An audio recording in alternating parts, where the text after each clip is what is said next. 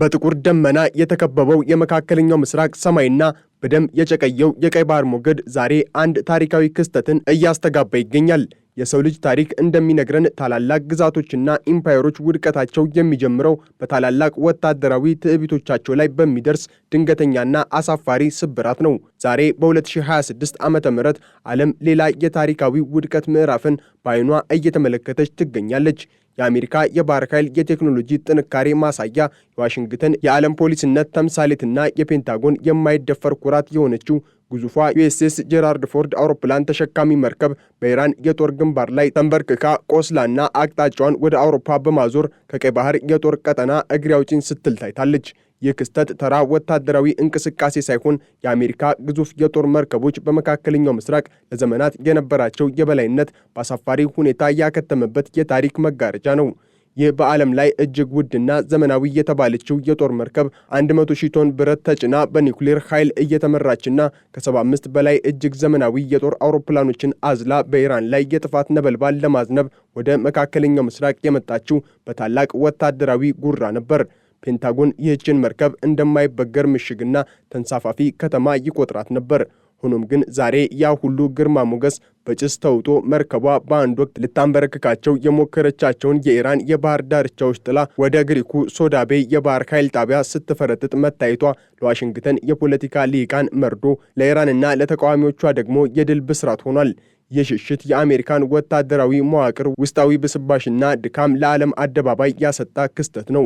ኢራንና አሜሪካ ፊት ለፊት በተጋጠሙበት በዚህ የጦርነቱ ቀን ፎርድ ከቀይ ባህር መውጣቷ ስትራቴጂካዊ ውድቀት ብቻ ሳይሆን ሞራላዊ ሽንፈትም ነው።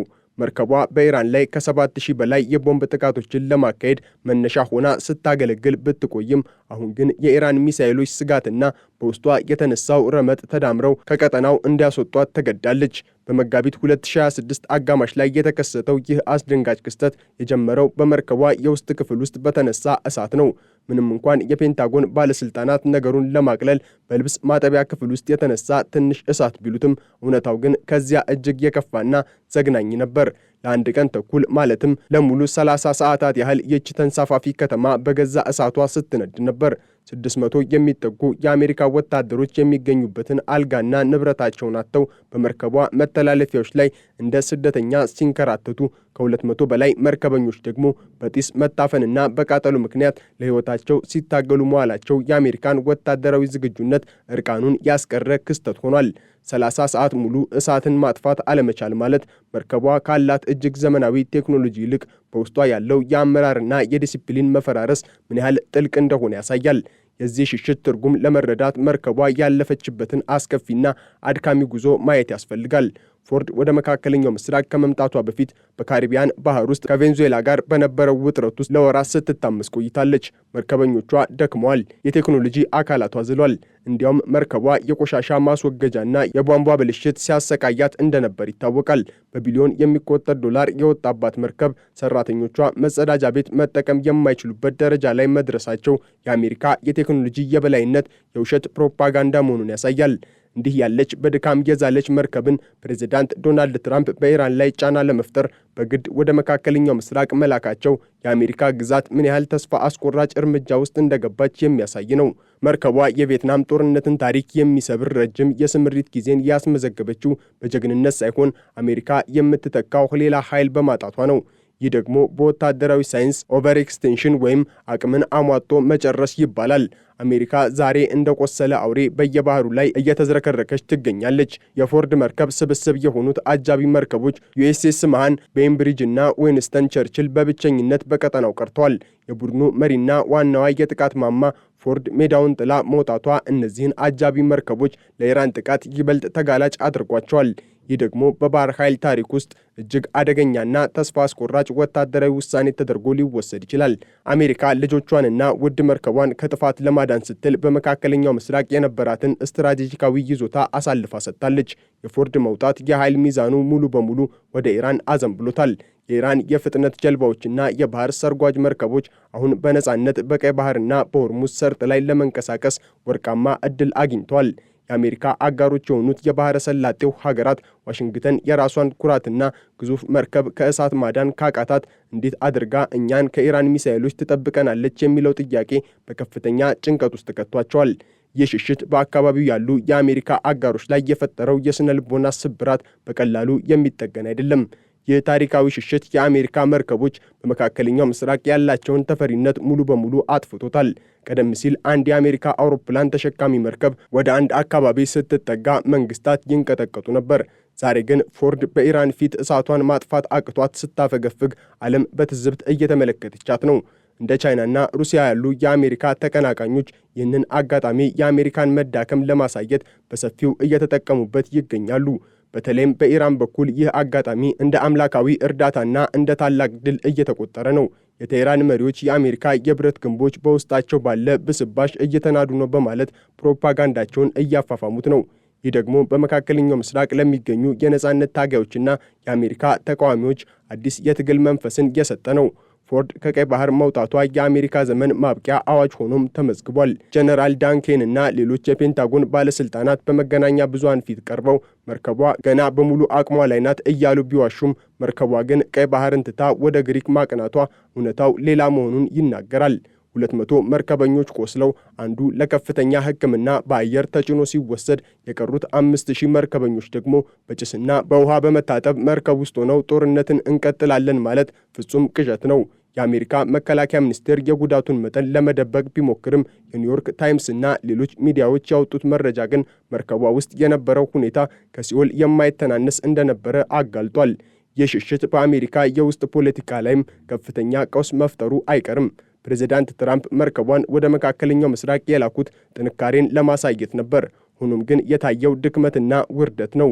በቢሊዮን የሚቆጠር የግብር ከፋዩ ገንዘብ የፈሰሰባት መርከብ በጦርነት መሃል ጥገና ፍለጋ ወደ ግሪክ መሄዷ የአሜሪካን ወታደራዊ ኢንዱስትሪ ውድቀት የሚያሳይ ነው።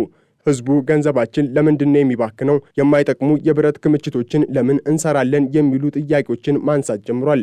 የፎርድ መርከብ በሶዳ ቤይ ወደብ ላይ ቆማ የደረሰባትን ቁስል ስትጠግን ዓለም ግን ወደፊት እየተጓዘች ነው። ይህ ክስተት የአንድ ታላቅ ግዛት የባህር ላይ ስልጣን ማብቂያ ምልክት ነው። የአሜሪካ መርከቦች ከመካከለኛው ምስራቅ እያፈገፈጉ ነው። ይህ አፈግፍጎ መውጣት ደግሞ በፈቃደኝነት ሳይሆን በችግር፣ በእሳት፣ በድካምና በኢራን ጽናት የተገደደ ሽሽት ነው። ፎርድ ወደ ጦርነቱ ቀጠና ዳግም ልትመለስ ትችል ይሆናል። ነገር ግን ያ ጥንካሬዋና ተፈሪነቷ አብሯት አይመለስም። የፎርድ መርከብ ከቀይ ባህር ወጥታ ወደ ሜዲትራኒያን ስታቀና ከጀርባዋ የሚቀረው የጦርነት ድባብ ግን አይቆምም። ይልቁንም የአሜሪካ አለመኖር የፈጠረው ክፍተት በሌሎች ኃይሎች እየተሞላ ይሄዳል። ዋሽንግተን ለዓመታት የገነባቸው የሽብርና የጫና ግንብ ተንዷል። ይህ ሁሉ የሆነው ደግሞ በጠላት ሚሳኤል ብቻ ሳይሆን በገዛ ራሷ ድክመትና በልብስ ማጠቢያ ክፍል እሳት መሆኑ ጉዳዩን የበለጠ አስቂኝና አሳዛኝ ያደርገዋል። አሜሪካ ሆይ ግዙፍ መርከቦችሽ አላዳኑሽም። ዛሬ ከመካከለኛው ምስራቅ እየሸሸሽ ነው። ዓለምም ይህን የታሪክ ውድቀት ምስክር ሆኖ እየተመለከተ ነው። የአሜሪካ የባህር ላይ ጀንበር ጠልቋል። የመካከለኛው ምስራቅ አዲስ ንጋት ደግሞ በድል አድራጊነት እየፈነጠቀ ነው። ዩኤስኤስ ጄራርድ ፎርድ ውድቀት የጀመረው መጋቢት ወር በተነሳ ድንገተኛ እሳት ብቻ አይደለም። የመርከቧ ውስጣዊ መዋቅር ለዓመታት ሲበላሽና ሲዝግ እንደነበረ የሚጠቁሙ መረጃዎች ቀደም ብለው ሲወጡ ነበር። ይህች መርከብ በባህር ላይ በቆየችባቸው ረጅም ወራት ውስጥ በተደጋጋሚ የቧንቧና የቆሻሻ ማስወገጃ ችግሮች ሲያጋጥሟት እንደነበር የባህር ኃይሉ ሰነዶች ያረጋግጣሉ። በአንድ ወቅት የዓለምን ባህሮች እገዛለሁ የምትል ሀገር በቢሊዮን የሚቆጠር ዶላር አፍስሳ የሰራችው መርከብ የራሷን ቆሻሻ ማስወገድ አቅቷት መቸገሯ የአሜሪካ የኢንዱስትሪ ዘመን ማክተሙን የሚያሳይ ትልቅ ምሳሌ ነው። መርከቧ ከካሪቢያን ባህር ተነስታ ወደ መካከለኛው ምስራቅ እንድታመራ የተደረገው በዋሽንግተን የሚገኙ ፖለቲከኞች ወታደራዊውን አቅም ለፖለቲካዊ ትርፍ ለመጠቀም ባላቸው ፍላጎት ብቻ ነበር። ፕሬዚዳንት ዶናልድ ትራምፕ መርከቧን ወደ ኢራን የባህር ዳርቻ የላኳት የኢራንን መንግስት ለማስፈራራትና የአሜሪካን ጡንቻ ለማሳየት ቢሆንም ውጤቱ ግን ተቃራኒ ሆኗል። መርከበኞቹ ለወራት ያህል በጠባብ መኝታ ክፍሎች ውስጥ ተፋፍገው ንጹህ አየርና በቂ እረፍት አጥተው መቆየታቸው በእሳቱ አደጋ ወቅት ለነበረው ዝቅተኛ የመከላከል አቅም ዋነኛው ምክንያት ሆኗል። 600 መርከበኞች መኝታቸውን አጥተው በመርከቧ ወለል ላይ ሲንከራተቱ የአሜሪካ ወታደራዊ አመራር ምን ያህል ለሰው ኃይሉ ደህንነት ግድ የለሽ እንደሆነ የታየበት አጋጣሚ ነው። አሜሪካ በኢራን ላይ የከፈተችው ጦርነት 18 ቀናትን ሲያስቆጥር ፎርድን የመሰለች ግዙፍ መርከብ ከአውድማው መውጣቷ ከኢራን ከፍተኛ ስትራቴጂካዊ ብልጫ ሰጥቷታል። ኢራን ለዓመታት ስትገነባው የቆየችው የድሮንና የሚሳኤል ኃይል የአሜሪካን መርከቦች በቀጥታ ባይመታ እንኳን በፈጠረው ከፍተኛ ውጥረትና የስነ ልቦና ጫና መርከቧን ለውስጣዊ አደጋዎች አጋልጧል። መርከቧ ጥገና ፍለጋ ወደ ግሪክ መሄዷን ተከትሎ በቀይ ባህርና በሆርሙዝ ሰርጥ ላይ የነበረው የአሜሪካ የአየር ክንፍ ሙሉ በሙሉ ተዳክሟል። ይህ ማለት ኢራን አሁን የዓለምን የነዳጅ መስመርና የንግድ መርከቦችን እንቅስቃሴ እንደፈለገች የመቆጣጠር አቅም አግኝታለች ማለት ነው። የአሜሪካ የባህር ኃይል ባለስልጣናት ጥገናው አጭር ጊዜ ይፈጃል ቢሉም የደረሰው ጉዳት ግን ጥልቅ እንደሆነ ይገመታል። 30 ሰዓታት ሙሉ የነደደ እሳት በመርከቧ የኤሌክትሪክ መስመሮችና የኮምፒውተር መዋቅሮች ላይ የሚያደርሰው ጉዳት በቀላሉ የሚጠገን አይደለም። ይህ ማለት ፎርድ ወደ ጦርነቱ ለመመለስ ወራትን ሊፈጅባት ይችላል፣ ወይንም ደግሞ ዳግም ወደ ባህር ልትወጣ የማትችልበት ደረጃ ላይ ደርሳም ይሆናል። ይህ ደግሞ አሜሪካ በመካከለኛው ምስራቅ ያላትን ወታደራዊ እቅድ ሙሉ በሙሉ እንዲፈራርስ ያደርገዋል። የፎርድ ሽሽት በመካከለኛው ምስራቅ ባሉ የአሜሪካ አጋሮች ዘንድ ከፍተኛ ድንጋጤን ፈጥሯል። እስራኤል፣ ሳውዲ አረቢያና የተባበሩት አረብ ኤምሬትስ የአሜሪካን ወታደራዊ ጥበቃ እንደ ዋስትና ይቆጥሩት ነበር። አሁን ግን ይህች የማትደፈር የተባለችው መርከብ በውስጣዊ ችግር ተሸንፋ ስትወጣ ማየታቸው ወደፊት በራሳቸው አቅም ላይ ብቻ እንዲተማመኑ ያደርጋቸዋል። ይህ ደግሞ በአካባቢው አዳዲስ ጥምረቶች እንዲፈጠሩና አሜሪካ በቀጠናው ያላትን ተሰሚነት እንድታጣ በር ይከፍታል። በሌላ በኩል ሩሲያና ቻይና ይህንን አጋጣሚ በአውሮፓና በእስያ ለሚያደርጉት እንቅስቃሴ እንደ ማበረታቻ ወስደውታል። የአሜሪካ የባህር ኃይል በአንድ መርከብ እሳት ምክንያት የሚታወቅ ከሆነ በሁለትና በሶስት ግንባሮች የሚከፈትን ጦርነት መቋቋም እንደማይችል ለዓለም አሳይቷል። ቻይና በታይዋን ሰርጥ፣ ሩሲያ ደግሞ በጥቁር ባህር ላይ ያላቸውን ጫና ለመጨመር ይህንን አጋጣሚ እንደሚጠቀሙበት የታወቀ ነው። የአሜሪካ ሱፐር ፓወርነት መሰረት የሆነው የባህር ኃይል ጥንካሬ ዛሬ በሶዳቤ ወደብ ላይ ቆስሎ ተኝቷል። ዩኤስኤስ ጄራልድ ፎርድ ከቀይ ባህር ቀጠና መውጣት ወታደራዊ አንድምታ ብቻ ሳይሆን በመላው ዓለም የኢኮኖሚ መዋቅር ላይ ከፍተኛ ድንጋጤን ፈጥሯል። የሆርሙዝ የባህር ሰርጥና የቀይ ባህር መስመር የዓለምን 20 በመቶ የሚጠጋ ነዳጅና የንግድ ልውውጥ የሚያስተናግዱ ወሳኝ የደም ስሮች ናቸው። አሜሪካ እነዚህን መስመሮች በጥበቃ ስም ለመቆጣጠር የነበራት ዋነኛ መሳሪያ ይህችው አውሮፕላን ተሸካሚ መርከብ ነበረች። ዛሬ ግን መርከቧ ጥገና ፍለጋ ወደ ሜዲተራኒያን ስታቀና የዓለም የነዳጅ ገበያ በከፍተኛ ሁኔታ ተናግቷል። የነዳጅ ዋጋ በአንድ ጀንበር ሰማይ መውጣቱ በምዕራባውያን ሀገራት ውስጥ የኑሮ ውድነትንና የፖለቲካ አለመረጋጋትን ወልዷል። ይህ የሚያሳየው የአሜሪካ ወታደራዊ ማፈግፈግ በቀጥታ የዓለምን ኢኮኖሚ አንገት የሚይዝ መሆኑን ነው። የንግድ መርከቦች አሁን በአሜሪካ ጥበቃ ላይ ያላቸው እምነት ተሟጧል።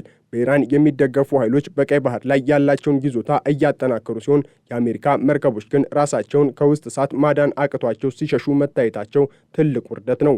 ይህ የኢኮኖሚ ስጋት አውሮፓንና እስያን ይበልጥ ወደ ኢራንና ወደ አዳዲስ የክልል ኃይሎች እንዲጠጉ ያስገድዳቸዋል። ዋሽንግተን ለዓመታት የገነባችው የጥበቃ ካርድ አሁን በፎርድ መርከብ ጭስ ታፍኖ ቀርቷል። ለበርካታ አስርተ ዓመታት የአሜሪካ የባህር ኃይል ስትራቴጂ የተገነባው በአውሮፕላን ተሸካሚ መርከቦች የበላይነት ላይ ነበር። ፎርድ ደግሞ የዚህ አስተምህሮ የመጨረሻውና እጅግ ዘመናዊ ውጤት ነበረች። ሆኖም ግን የዚህች መርከብ አቅመ ቢስነትና ከጦርነት ቀጠና መሸሽ የአሜሪካን ወታደራዊ አስተምህሮ ለከፍተኛ ትችት ዳርጎታል። ግዙፍ መርከቦችን መገንባት ሳይሆን እነሱን የመንከባከብና የሰው ኃይሉን የሞራል ብቃት የመጠበቅ ጉዳይ ችላ መባሉ ታይቷል። በፔንታጎን ውስጥ አሁን ትልቅ ክርክር ተነስቷል። እንዲህ ያሉ ግዙፍ መርከቦች ለዘመናዊ ጦርነት ብቁ ናቸው ወይስ ለጠላት ጥቃትና ለውስጣዊ ብልሽት የተጋለጡ የብረት ክምችቶች የሚለው ጥያቄ የአሜሪካን ወታደራዊ የወደፊት ዕጣ ፈንታ ይወስናል። ፎርድ ወደ ግሪክ መሄዷ የጥገና ጉዳይ ብቻ ሳይሆን የአሜሪካ የባህር ኃይል ስልጣን ሽግግር መጀመሪያ ነው። የድሮን ጦርነትና የሚሳኤል ቴክኖሎጂ በረቀቁበት በዚህ ዘመን እንዲህ ያለ ግዙፍ መርከብ በአንድ የልብስ ማጠቢያ ክፍል እሳት ተሸንፎ መውጣቱ የአሜሪካ ወታደራዊ አስተሳሰብ ካለው ነባራዊ ሁኔታ ጋር አለመመጣጠኑን ያሳያል። ኢራን የፎርድን ማፈግፈግ እንደ ትልቅ የፕሮፓጋንዳ መሳሪያ እየተጠቀመችበት ትገኛለች። በመላው ዓለም የሚገኙ የማህበራዊ ሚዲያዎችና የዜና አውታሮችም የአሜሪካን መርከብ ሽሽት በሰፊው እያስተጋቡ ነው። ይህ የስነ ልቦና ጦርነት በአሜሪካ ወታደሮች ላይ ከፍተኛ ተጽዕኖን አሳድሯል። የዓለም ኃያል ነን ብለው የሚያምኑ መርከቦች መኝታቸው በእሳት ተቃጥሎና መሪ መርከባቸው ሸሽታ በቀይ ባህር ላይ ተበትነው መቅረታቸው ለጠላት ቀላል ኢላማ እንዲሆኑ አድርጓቸዋል። የጄራልድ ፎርድ ዕጣ ፈንታ ከታይታኒክ መርከብ ጋር ይመሳሰላል። ታይታኒክ አትሰምጥም ተብላ እንደተገነባች ሁሉ ፎርድም አትሸነፍም ተብላ ተሰርታ ነበር። ሆኖም ግን ሁለቱም መርከቦች የወደቁት ባልተጠበቀና አሳፋሪ በሆነ መንገድ ነው። ፎርድ በጠላት ሚሳኤል ሳይሆን በገዛ ራሷ ውስጣዊ ድክመትና በአንድ የልብስ ማጠቢያ ክፍል እሳት ተሸንፋ መውጣቷ የታሪክ ትልቅ ምጸት ነው። ይህ ክስተት ለወደፊት ወታደራዊ ስትራቴጂስቶች ትልቅ ትምህርት የሚሰጥ ነው።